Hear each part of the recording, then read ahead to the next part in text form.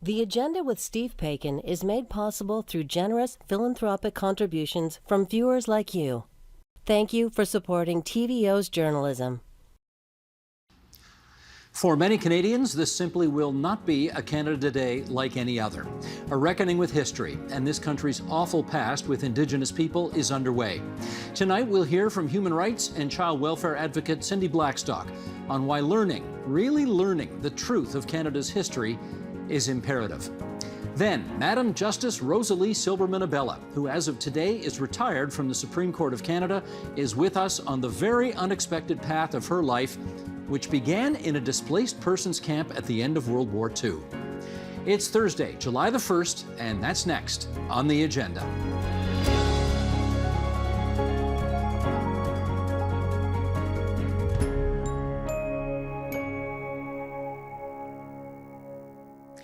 Unmarked graves is not a phrase that many in Canada expect to hear associated with the actions of their own government.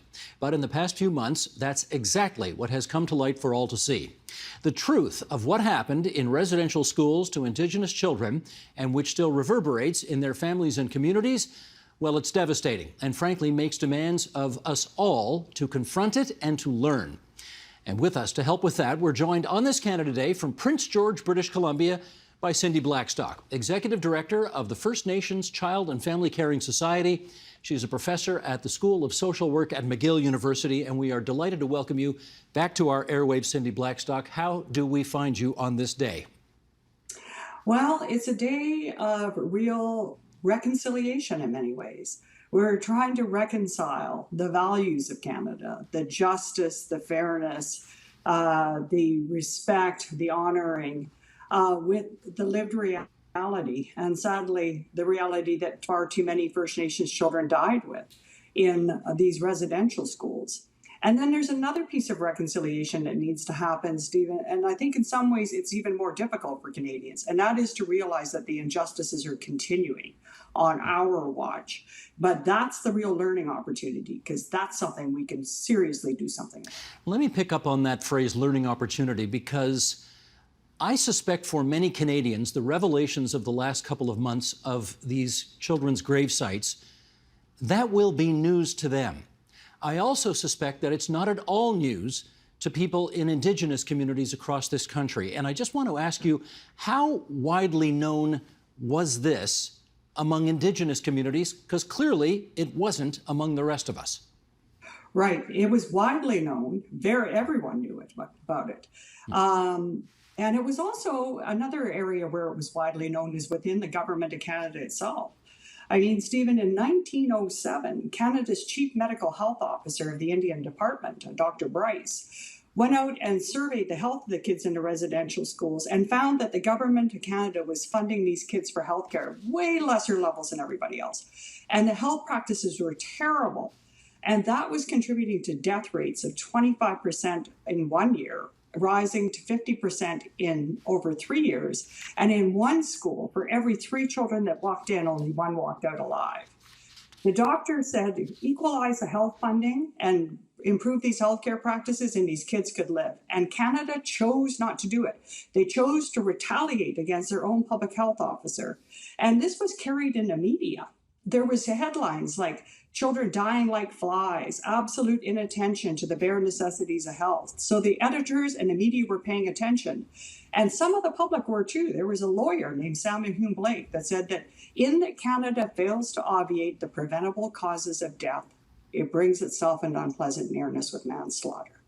And we see this in the whole history of residential schools, where persons of all walks of life, hunters who would find the kids in the woods beaten, people within the department itself, people who even operated the churches or neighbors would report abuse and the deaths of these kids, and Canada would choose not to do it. So Canada knew about it all the time.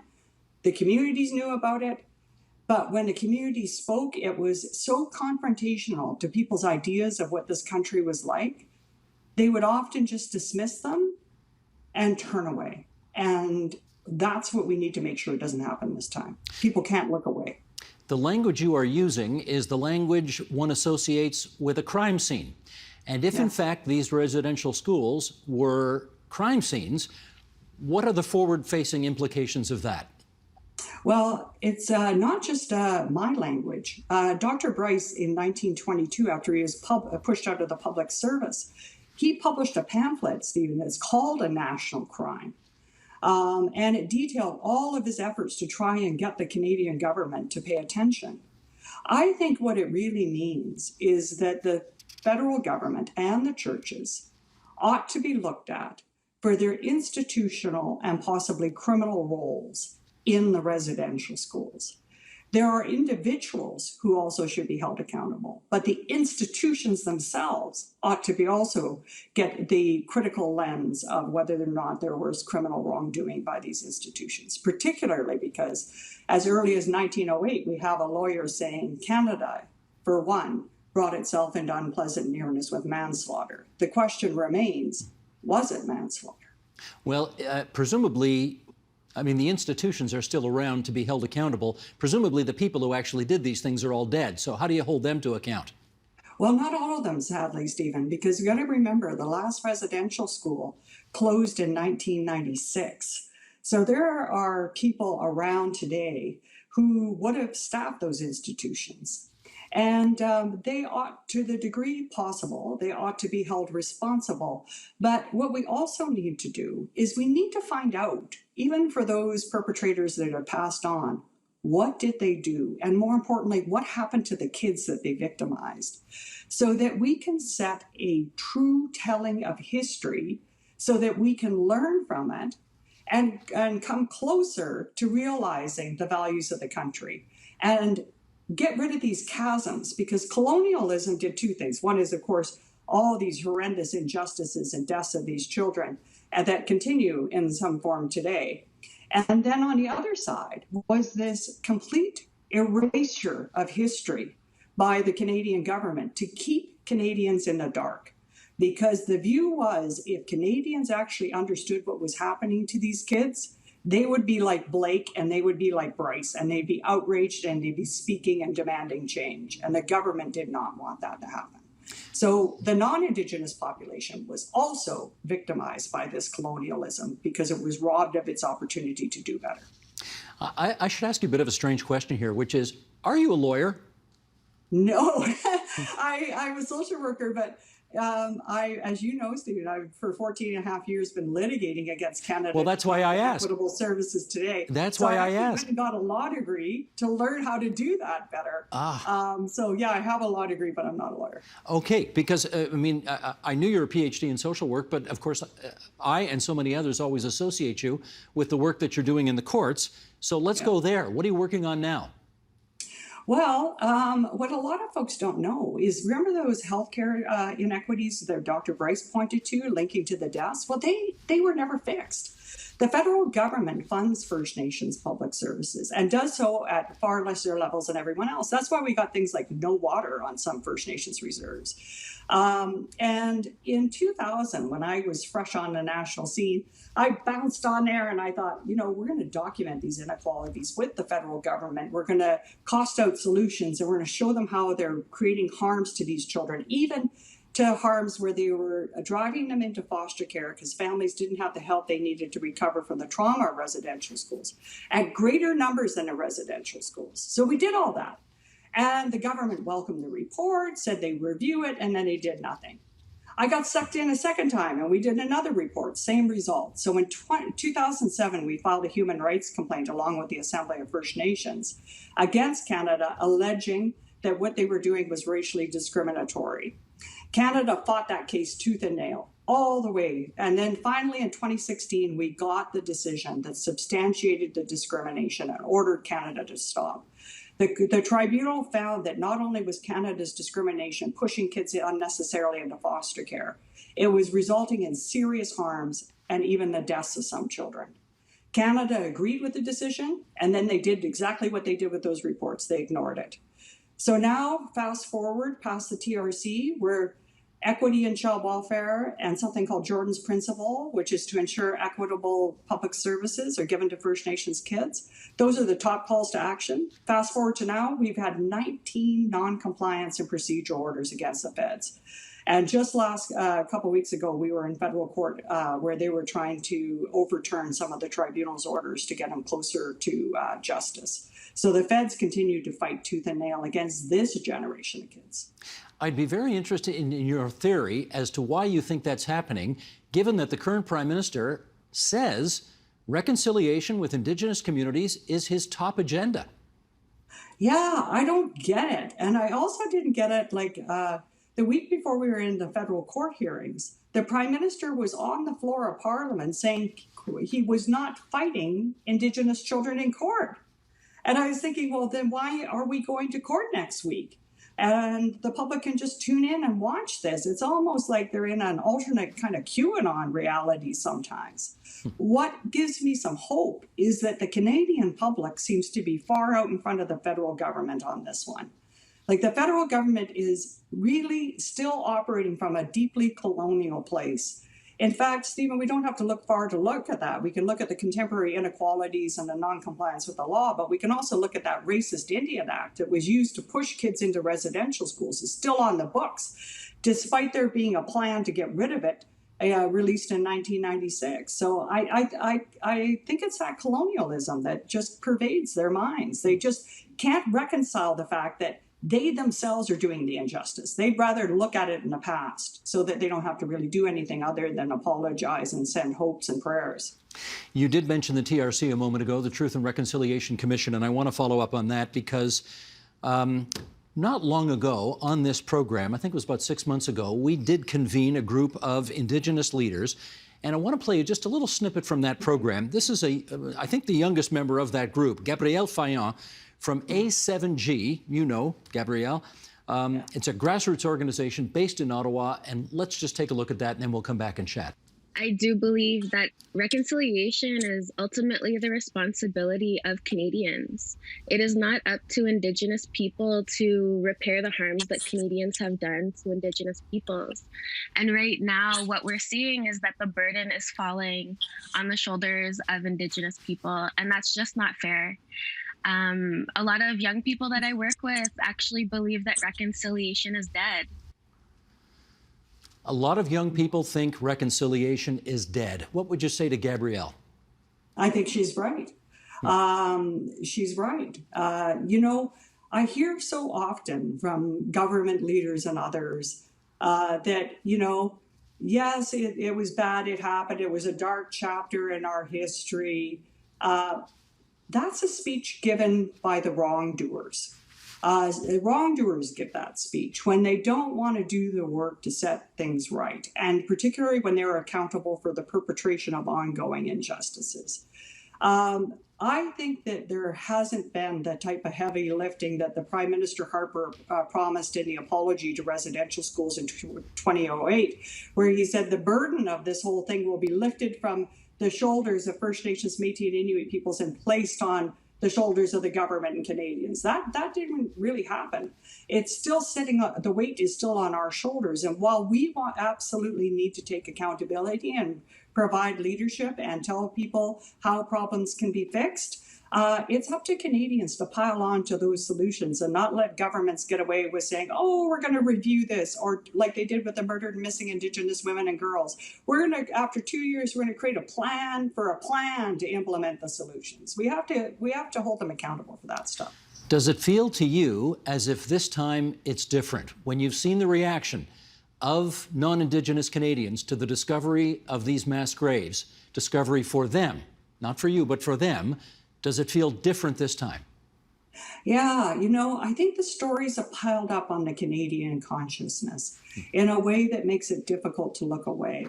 And one of the real, the epicenters of colonialism is this savage and civilized dichotomy, where everything that First Nations, Métis, and Inuit do is savage, and everything that other people do is civilized. And through that, we become dehumanized. I think people, when they think about 3-year-olds buried in unmarked graves, dying alone, away from their families, that just gets at their humanity in a way that cuts through that colonial dichotomy. in a way that was not possible before. But I think we need to credit those residential school survivors for the courage of coming forward and telling their truths. And I use the word truths versus stories, because I think we called them stories. It's almost so that we wouldn't have to listen to them because they were so comforting to us, but they are truths. I want to circle back to somebody that you referenced at the beginning of our conversation, and that's Dr. Peter Henderson Bryce. Who is a person of immense significance in the history of this country, and yet who I suspect doesn't have a statue to him anywhere. But you know who he is. I'll get you to speak to this, Cindy Blackstock, if you would. That's you. Where are you? And who is that? Who's there? Yeah, that's we're in Beechwood Cemetery in the lands of unceded Algonquin territory. And I'm facing the grave of Dr. Peter Henderson Bryce. I first came to see him, Stephen, the day before Prime Minister Harper apologized. I found that he was buried just a few miles away from where I live. So I went and I got a bouquet of brightly colored flowers. And I went to thank him for what he did, because he had the moral courage of standing up for these kids when it really mattered. And I thanked him, and I told him that, maybe not coincidentally, that exactly 100 years after his 1907 report, we filed that human rights case. And I told him about the case, and I told him I'd be back when the kids won. And I would go back from time to time to just be inspired by him, to try and just feel what else could I do to do a better job for these kids, because sometimes I felt like I was screaming into silence. And while I was there, I thought he needed a bigger garden around his grave. So I got my shovel out and some friends, and we put a garden. And now, children are learning about him. His family has unveiled a historical plaque at Beechwood telling the story. And he's become one of the most visited graves at Beechwood. So people are going there just as I did, to become inspired by this early example of reconciliation and action. So note to people watching or listening to this, if you're in the nation's capital over the summertime, this would be a good place to go. Now, I gather his gravesite is not that far away from Duncan Scott's. Who is he? Yes. Who was he? Yeah, he. Most of your viewers would have learned about him, like I did, in English literature class. He was a Confederate poet, but his day job for 52 years was really heading up the residential school file. He was hired by John A. Macdonald himself, and he rose quickly through the ranks. He was the man who said no to Dr. Bryce, who refused those reforms. And he's buried just over the hill from Dr. Bryce. Now, Duncan Campbell Scott had a plaque. And I went to see his gravesite just before the TRC report, and it was glowing, recipient of honorary degrees, Confederate poet. I thought to myself, this one needs a revision. So we worked with Beechwood, we worked with the Truth and Reconciliation Commission, Murray Wilson, and historian John Malloy, and now his plaque reads, Confederate poet and cultural genocide. And what about Dr. Bryce's? Has he got a plaque? He's got a plaque, yeah. And it talks about him not only in his role of residential schools, but also, Stephen, this is really important for people to know. He wrote Ontario's first health code. This guy was at the top of his profession. He was the president of the American Public Health Association, founder of the Canadian Public Health Association. He really led and set the foundation for public health, which we were all benefiting by in COVID-19. And yet he was completely erased from Canadian history because the Canadian government didn't want anybody to know about him. Do you have any theories as to why Dr. Bryce would have been so with it and forward-thinking at a time when everybody else was so backward-thinking? Well, here's the interesting thing, Stephen, is I'm finding not everybody else was backward-thinking. When his report was leaked to the media, editors of newspapers all over the country put it on the front page, and you'll know this, you're from the generation of newspapers like I am, above the fold, where you put the big news. People up there, I think sometimes what we think is, well, they didn't know any better back then. That's why they did those things. But the truth is, when you put people in conversation with one another, you find that people knew it was immoral, and it quite possibly is illegal. The problem was, just as it is now, is that people know it, but not enough of us speak out long enough, and hold those accountable for change, and don't look away until the change happens on the ground. Look past the announcements. Politicians say all kinds of stuff. I don't really listen to what they say. I watch what they do. You know, while we're on the subject of honoring those who came before us in history, I would love your take on something that is just absolutely white hot right now in this country, and that is the issue of course, for example, taking down statues of Sir Johnny MacDonald, taking down statues of Edgerton Ryerson, changing the name potentially of that university as well. What's your view on all of that? Well, you know what? I think colonialism was the biggest cancel culture. It erased people like Dr. Bryce, and it erased all those children that we're discovering in the ground. I believe in a full and balanced telling of history. And so in the case of Beechwood, what we've done is we've really tried to really reconcile these people as individuals in their time. But we put them in conversation with one another to hold them accountable to the standards of that period. When we have statues, it's kind of like a celebration of that person. Like I walk by the statue of Laurier on Parliament Hill en route to the memorial for the 215 kids. Laurier was prime minister when Dr. Bryce released that 1907 report, and yet he did nothing about it. But he gets a complete pass in history. I think if you're going to leave his statue where it is, you need to tell the full story of what he did. And we also need to recognize not all legacies are equal. So, for example, in Duncan Campbell Scott, yes, he has a poetic legacy, but that's eclipsed by the residential school legacy he left. So too with other political leaders. It's not that they did all these good things and this one bad thing. It's the weight of the legacies they left us. In which case, in our remaining moments here, I do want to ask you on this Canada Day about, well, what we have to celebrate or maybe what we don't have to celebrate. And to that end, I want to read a quote here from Chief Philip Franks of the Wata Mohawk community in the Muskoka region, who had the following to say: "I would only hope that the people who have cottages, parts of which were a part of Wata lands but taken away 100 years ago by the same government mentality, will reflect on the whole issue. As a sign of respect, it would certainly help relationships if there were no fireworks celebrations. I do understand some may regard this as a cancel culture, as recently coined, but really, whose culture was canceled? I appreciate your thoughts and efforts to help in educating the populace. We have been trying to do so for a long time."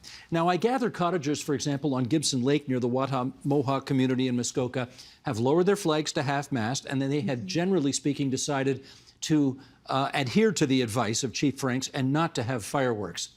Admittedly, as people watch this or listen to this, Canada Day is almost over, but what kind of thing would you recommend as well? You know, I think too often in Canada we have lazy patriotism. I live right in Ottawa, right in the middle of Canada Day every year, whether I like it or not.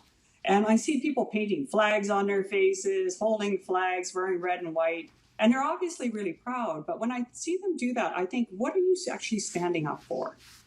And when you ask them, it's kind of like the values, it's a great country. And I think, okay, well, on this Canada Day, you got to really reflect on questions of justice. You got to really reflect on questions of honesty. You have to really reflect on questions of democracy, because now more than ever, democracy is needed to end these injustices. I'd like to see people really hold themselves account to enacting those values. We can't just send people off to war to defend those values and then give them away in times of peacetime and ignore the injustices in our midst. Real patriotism is when we embrace what hurts and make sure that we honor those residential school survivors by implementing those TRC's calls to action. That's what I'm going to be doing this Canada Day. I wonder if I can follow up with what is admittedly a bit of a chippy question. And in doing so, I'm hearkening back to an interview that I did with Michael Ignatieff on this program several months ago, in which he said, we need to be able to have two competing thoughts in our heads at the same time. Namely, number one, yes, the legacy that this country has to overcome is immense, and we need to do that work, PDQ. But he also said, look around the world, and we can also say at the same time that Canada is, relative to other countries, one of the most successful and just countries anywhere in the world. Are those competing yet simultaneously held views possible for you? You know, there's a thing in psychology that whatever you say after the but is actually what you really mean. And that's been the problem in those competing ideas, is that people have said, well, Canada is such a great country, and that means I can set this aside, these children aside, the past injustices and the current injustices. I would say in order to give that second part of the truth meaning, the fact that Canada is a just country, you must deal with this other reality. That should be the difference between Canada and the rest of the world, is that we don't look away and ignore it. Not only the historical realities, but also much harder, the current ones. And I would hope that every Canadian would have a copy of the TRC's calls to action. And when politicians of all stripes come to their doors during next federal election, ask every candidate how they're going to implement all 94 and tell them to stop fighting kids in court and stop fighting residential school survivors. Steve, they're fighting St. Anne's residential school survivors where there was an electric chair. They're using our tax dollars to fight against these people. That has to stop. Yeah, I don't get that, frankly. Does that make any sense to you at all? I mean, any sense at any level? You know, it feels mean to me.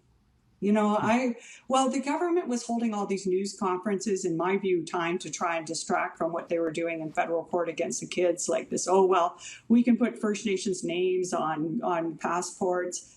I was at a news conference with residential school survivors from St. Anne's. And all they want is peace. They want someone to recognize their truths. Yeah, they didn't die in residential school, but what they experienced was like a torture camp. And instead of having the government of Canada make all these flowery pronouncements about reconciliation and wearing orange shirts and wearing more regalia than even I wear, what they want is for them to stop fighting them in court and give them justice. That's the least we can give them as a country. And if you're watching this program, you know, we're on TVO. St. Anne's was in Ontario. This is not that far away from our collective experience. Well, in our last few seconds here, let me just let me ask you this final question. Do you think you can see a day in the not too distant future when you will feel like celebrating Canada Day because you think this country has taken the steps it needs to take? I hope so. It depends on how long people are going to watch. What we know from Dr. Bryce is, and what I've seen even in our work with the current generation of kids, is while the headlines are there, the politicians pay attention. But when the headlines die and the public attention goes to other things, that's when the injustices continue. So as long as we keep this focus, all of us as people, every single person holds the government to account for ending these injustices, hold the churches account for what they did, then yes, we can do it. And I see it in the kids when they're learning about this stuff in school and they don't normalize it. They think, what the heck? We have an Indian Act and we're fighting residential school survivors in court. And we make excuses when we don't get clean water and we tell people they have to wait 5 years. That doesn't make any sense. And it doesn't make any sense. They're right. So we can change it. Cindy Blackstock, we can't thank you enough for spending so much time with us here on TVO. On this Canada Day, you've given us an immense amount to think about, and I'm sure we will. Thank you so much. Thanks, Stephen.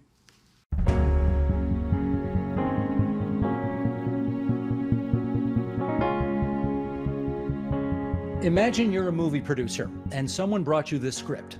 Young girl born in a displaced persons camp in Germany, in the shadow of the Holocaust after the end of World War II. 5 years later, family makes it to Canada. Child goes to public school, eventually becomes a lawyer. At 29 and pregnant, she's appointed the youngest judge in Canadian history. Eventually, she spends more than a decade and a half on the Supreme Court of Canada. If you were a movie studio, you'd throw that script away, right? Because the story is just too unbelievable. But that is the life story of Madam Justice Rosalie Silberman Abella, who is about to retire from the Supreme Court, and she joins us now from the nation's capital. Madam Justice, it is great to see you again. How are you doing? I'm doing wonderfully. Thank you so much for giving me prospects for my retirement. I hadn't even thought about a movie script. And well, as I say, it wouldn't help because who should it star, Steve? Well, as I say, the story is too fabulous to be believable, so it doesn't matter. This movie's not going to get made. But here's the real life that we're going to get into right now. Can you describe for us, because I know a lot of people won't know the story, the circumstances of your birth? Uh, when the war ended, my parents, who had gotten married on September the 3rd, 1939, um, ended up in concentration camps for most of the Second World War. They had a child who was killed at Treblinka. My father's whole family was killed at Treblinka. Remarkably, when the war ended, my mother survived, as did her mother, my grandmother, who lived with us all of her life. And she found out when they walked back from Buchenwald to the city that she and my grandmother and father were living in, Ostrowiec in Poland, that my father was still alive and that he was in a concentration camp in Czechoslovakia, Theresienstadt. So she rode the rails down to Theresienstadt, found out that the camp was quarantined with typhoid epidemic and nobody was allowed in. So if you knew my mother at all, it won't surprise you to learn that she snuck into the camp with a garbage detail, found my father at the back of the camp listening to the radio because they were listing the names of survivors, and snuck him out of the camp. They spent, she said, 3 days in Prague. He had lost maybe 40 pounds. She said he was very frail. And then went back to Poland, where my mother had a factory. My mother's family had a factory. My father was a lawyer, but never got to practice law because he finished 1938 and the war started in 39. And when they got back to Poland, it wasn't safe to stay there. Their factory had been nationalized and people were being killed. So they, with the help of UNRWA, ended up in Germany, in Berlin, and then from Berlin went to the displaced persons camp in Stuttgart.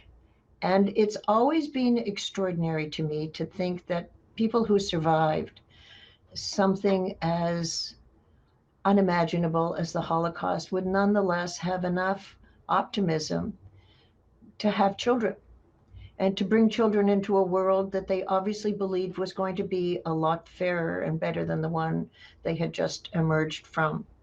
So I was born on July the 1st, which was no big deal in Germany, 1946. My sister 2 years later. My father practiced law. He taught himself English, and the Americans hired him in Stuttgart. It was, all of my memories of Stuttgart are very happy ones. I spoke German. It's amazing to me that German was the first language that they wanted me to speak. They spoke Polish to each other, and I spoke Yiddish to my grandmother. But I guess they wanted me to feel that I was part of the world I was born into. I never heard any rancor about the Germans. But when I asked my father about it many years later, why was German my first language? Why was there no bitterness? I never heard any bitterness in the house. He said, I hate war, but I do not hate Germans. So I grew up feeling very happy, very positive, because that was the house I was in. And they never expressed with tears their losses. They always answered my questions. I was so curious because I couldn't process what they had been through. I mean, the facts didn't make any sense to me, but they never cried. And now, as you know, whenever I speak about their experiences, I find that I always do, because it's coming now. I can feel it, because they were so remarkably strong and happy and felt so lucky that we were in Canada and that we had been finally allowed in. As you know from Irving Abella's remarkable book, None is Too Many, it was not easy to get into Canada. But they felt so lucky that they were here and ready to start life all over again. And it was a great life, and they never looked back. Is that a picture of them on the wall behind you? Yes, it is. Those are my parents, and that's a picture of them, the only surviving picture of them with my brother, who was 2.5 when he was killed. In what year did your father die? We found out that he had cancer just before my second year exams at law school. I went to law school because when we came to Canada, he went to the Law Society to ask what tests he had to write in order to become a lawyer in Canada, because he had qualified working for the Allies in Germany in thought that he would be able to do the same in Canada. And they told him he couldn't be a lawyer because he wasn't a citizen. So that was the moment I decided I was going to be a lawyer. I was 4 without any idea what that meant, but it just felt so unfair to me that he couldn't be what he was, and so I was going to be it. Can you imagine? I know you have thought of this over the years, but can you imagine what he would have thought to have seen his daughter sworn in as a justice on the Supreme Court of Canada? I cannot, but let me tell you, I think this journey has been incredulous to all of us. I mean, when you come to Canada as an immigrant, as a refugee, never mind female, I didn't know any lawyers growing up who were women. Everything was inconceivable. He would have thought nothing of the fact that I was a lawyer because they both encouraged me. Nobody else thought that it was possible because girls weren't lawyers.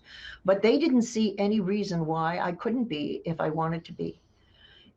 But the rest, becoming a judge, doing all of the other Royal Commission, all of those other things that I ended up doing, and particularly the Supreme Court, would have been for them the most extraordinary, magical conclusion of a magical life in Canada. So well, let's go back. Can I take you back to when you're 29 years old? And that's an age at which most lawyers are trying to build their legal careers. And you get appointed to be a judge at that young age. What made you even want to be a judge at that young age? Nothing made me want to be a judge. I didn't want to be a judge at that age. This is Roy McMurtry at his gutsiest and his most innovative and risk-taking. He was the Attorney General of the day. He was the Attorney General of the day. He eventually became my Chief Justice on the Court of Appeal and one of the most influential adults in my life outside of my own family. So he dug down and decided there were no women on the family court bench in 1976. Actually, I have to say, I don't think I ever saw another woman in a courtroom when I was practicing law. Maybe 1 or 2, but it was far from regular, and there were only 2 women on the Supreme Court of Ontario at the time. Roy McMurtry decided to appoint a woman to the bench. I'm not sure he could find anybody else. So he phoned me.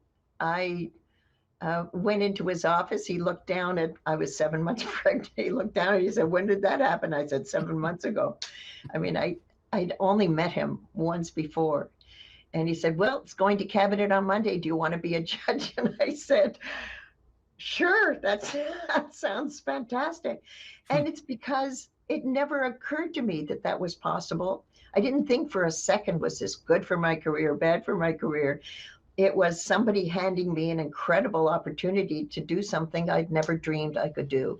So it was a very, very tough job, but it felt so important, and I never regretted doing it. It actually taught me how to be a judge and to understand that you have to look at the people in front of you from their eyes and not from the top down as a judge. It's not about you. It's not about your family. It's not about your experiences. It's about how they are navigating their lives and what you can do not to make it worse. Now, whenever someone is the first of anything, it's sort of an obligatory question to ask whether that was important to them. So apologies for the predictable question here, but in 2004, you were the first ever Jewish woman and refugee appointed to the Supreme Court in Canadian history. How important was that to you? Oh, monumental to me. I mean, now knowing where I came from and how I appeared in the world and out of what I appeared in the world, to go from that place, surviving, to parents who had survived the Holocaust and lost everything because they were Jewish, and then to be the first Jewish woman from that displaced persons camp, to end up on a Supreme Court of Canada. To this day, I can't get over how grateful I am that that journey has taken place in this country. All those doors that opened up in my lifetime in Canada, all those opportunities that the country gave me, all of the risks it allowed me to take, and obviously with a soft landing, I had no idea where some of my choices would take me because I never had an end game. I never said one day I want to be on the Supreme Court, or I would never have done all the professional things that I did, most of which were hugely controversial. But it was Canada that said, go for it.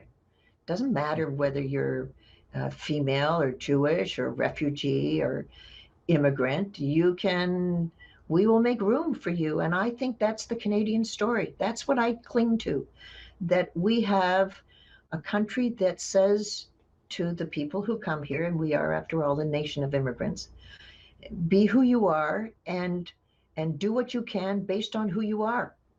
We're not demanding assimilation the way other countries have, especially the Americans, which has a different political DNA, of course, where they see equality as everyone being the same, which is impossible. No one is the same. Our model is integration. You can assimilate if you can or want to, but you can also come into the country based on your identity and who you are, as long as you understand that there are core national values and nothing collides with that. To the extent that your identity does not harm those core values, feel free. So it's a Canadian journey for me. It's a Jewish journey. It's a Canadian journey. And it's a female journey. I mean, all of those parts, it's a kaleidoscope, isn't it? All of those parts came together on that day in 2004 as a result of Irwin Cotler as the Attorney General and Paul Martin as the Prime Minister, as it did when Brian Mulroney appointed me to the Court of Appeal with Kim Campbell in 1992 and Bill Davis with Roy McMurtry in 1976. So I am the product of their generosity. And I can tell you, Steve, I was determined not to let them down or make them think this was a mistake. I knew there would be others behind me. I hoped there would be other people like me, more women, more Jewish people, more immigrants, more refugees. And I understood that if I messed this up, it was going to be harder for them. So I worked really hard not to mess it up and to do what I could to show that, of course, those identities don't mean you can't do the job. It just arbitrary exclusionary practices that said women can't, Jewish people don't, immigrants aren't. I mean, they're ridiculous, arbitrary attributions. So Canada's moved away from all of that, and I am a beneficiary of all of it. You've been involved with obviously a great number of decisions. And I wonder, is there one that really stays with you for whatever reason? Because you think it moved the yardsticks the most, or it was the most difficult for you to decide, or it was the most heartfelt story that will stay with you forever? Which is the one, if there is one? You're right. It's a very, very tough question. I really feel about every single one of them that I'm glad I decided the way I did. But if I had to look back and see what of my work I feel the proudest of, in a way, although that's not even fair, the hardest was the Royal Commission on Equality and Employment that was created by Lord Axworthy and then implemented by Flora MacDonald and Brian Mulroney.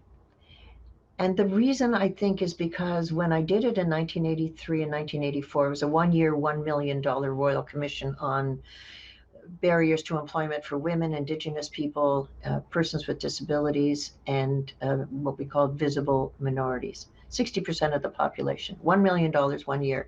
At the same time, there was a 3-year Royal Commission with 7 people headed by a Court of Appeal judge from Quebec on baby seals.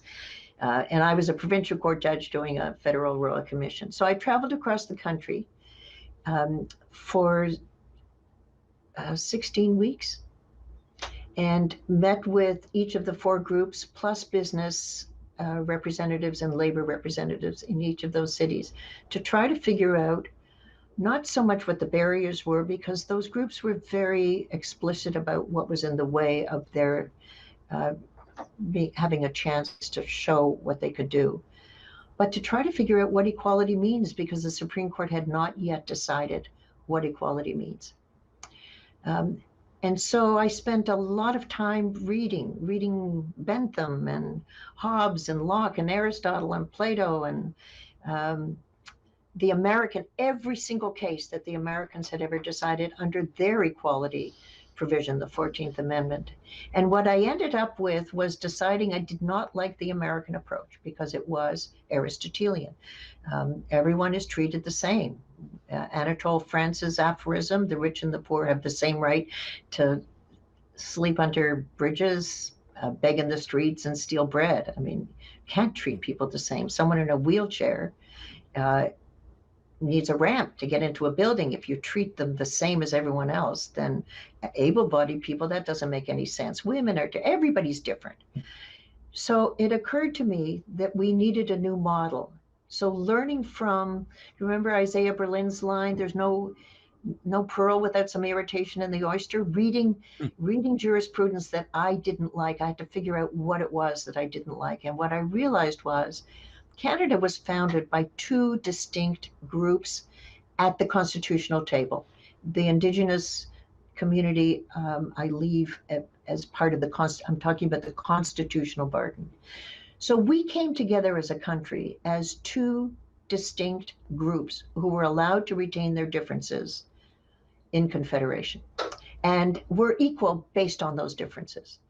And I thought, the human rights model is freedom from discrimination based on identity. Why not make that what equality means? So I developed, the report took me, I write by hand, Steve, isn't that embarrassing? Computers and I don't get along, but I'm very good at email. Reply, send, and forward, I am the expert. But I write everything by hand. So I wrote 300 pages in 3 months of the report. And I took 1 month to write the first 18 pages on what equality means, and decided it meant treating people as equals based on their differences. And that was, I think, it was picked up by the Supreme Court of Canada in its first equality decision. And why that was so significant to me, aside from the fact that nobody does royal commissions thinking they're ever going to be implemented, I was hoping it would be a good policy paper for policymakers and universities to debate. But the Supreme Court of Canada adopted that definition of equality and discrimination in its first equality case. And the case was about a lawyer in British Columbia who was not allowed to practice because he wasn't a citizen. So they used my words in the Royal Commission to strike down the provision that had kept my father out of the profession. That was 1989. He, of course, died in 1970, never lived to see the commission or definition of equality. But for me, it was a gift to him that my words had helped other Canadians to not be arbitrarily deprived of the chance to contribute to Canada. So it was, of all of my decisions, none of which I regret, all of which I'm proud of for different reasons. That was the one I think that meant the most in the end. That's beautiful. We have just a few minutes left here, and I want to take you back to what I think was another important moment in your career, which funnily enough has absolutely nothing to do with the judiciary. It's 1988. Canada is in the midst of one of its, you know where I'm going. Canada's in the midst of one of its most historically important elections. Right. And here comes the tape. Tony, roll it if you would. The moderator for this occasion is the Honorable Rosalie Silberman Abella, distinguished jurist, legal educator, and chairperson of the Ontario Labour Relations Board. Good evening. Tonight, the leaders of Canada's 3 political parties will have an opportunity to confront one another, exchange views, and share their vision with you. How'd you like that experience? Well, it just reminded me of what it can be like when you get somebody to do your makeup and your hair before a TV show, which I can't get during the pandemic, and hence my very convenient ponytail. Well, I'll tell you what I remember about that. I remember sitting there for 3 hours and thinking, this is really hard, and I've got to be on the ball because a lot of people are watching, and I have to be really fair, or try to be really fair. And when it was over, Steve, Itchy, my husband, was in the studio, and I always used to call my mother after my these kinds of things. She was so important to me in every conceivable way. She helped me with the kids. She was probably the biggest cheerleader outside of my husband that I ever had. Anyway, I called her after the debate, and she said, you kept interrupting the Prime Minister. I said, but I wasn't allowed to think of anybody as a Prime Minister. These were 3 candidates. And she said, but you interrupted so many times. And I remember my stomach fell. And I thought, well, okay, so I had no plans for a career after this anyway. And I remember that was the free trade exchange. I remember, and then the decision was, do I let them go at each other, or do I stop the fracas and say, no, we don't do this. Anyway, so I made the judgment call. This is what you do, I guess, when you're a moderator. And it had never been this way in any debates. I watched Antonine Maillet do her French debate the day before, and I thought, oh, this is easy. I can do this. But it tells you a story about Prime Minister Mulroney too, because 4 years later, whatever his views were about how I moderated that debate, he appointed me to the Court of Appeal. Didn't have to. Could have been perpetually angry or annoyed or whatever. Well, So we should set that up because that was a great night for John Turner. That was the moment where he said, I believe with you've sold us out. With one stroke of a pen, you've sold us out because of the free trade deal. Do you remember what you were thinking when Turner went after Mulroney in that moment? I was thinking, do I cut them off, or do I let them have the heated exchange that they want to have? And that you never know you often don't know when you're in the midst of something how time or history will end up judging your call, your decision. And I was very much of the view that I would do the best I could. Actually, this is what judges do all the time. We do our best, and we hope that history will judge the decision to have been the right one at the time, because you can't know in the moment. And here's another aphorism: fish don't know that water's wet. So all I knew was that I had that quick call to make, and for better or worse, I let them have their intense exchange. And it was memorable. I have one last question for you, which is, given that you are born on July 1st, I don't know if you believe in this kind of stuff, but was it kind of meant to be that you would end up in Canada?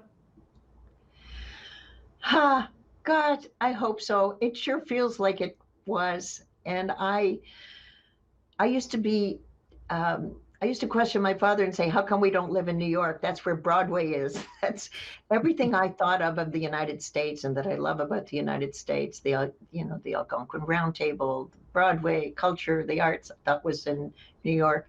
But I was young, and I now realize that they ended up bringing my sister and me to absolutely the best country we could be in.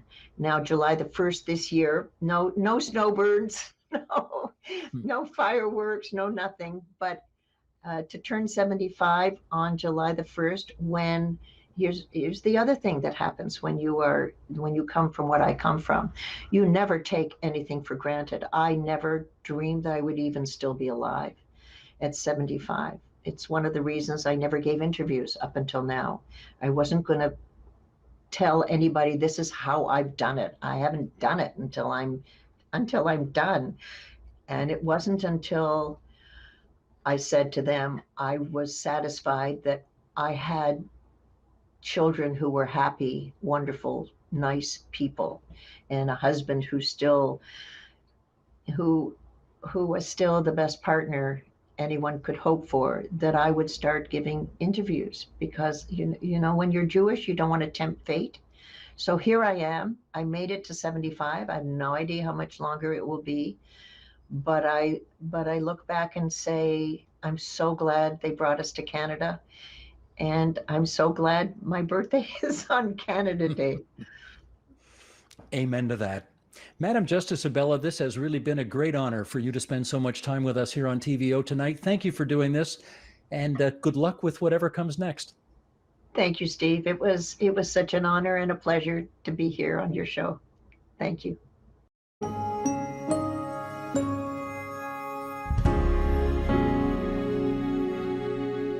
And that is the agenda for Thursday, July 1st, 2021. We hope it's a happy and meaningful Canada Day for all.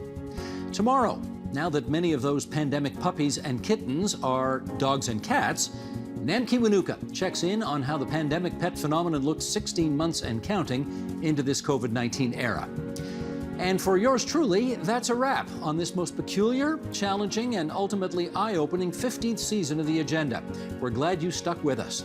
Over the next 2 months, Nam will take you back to some of the most memorable conversations we've had on this program over the past decade and a half, as well as find out what you need to know right now.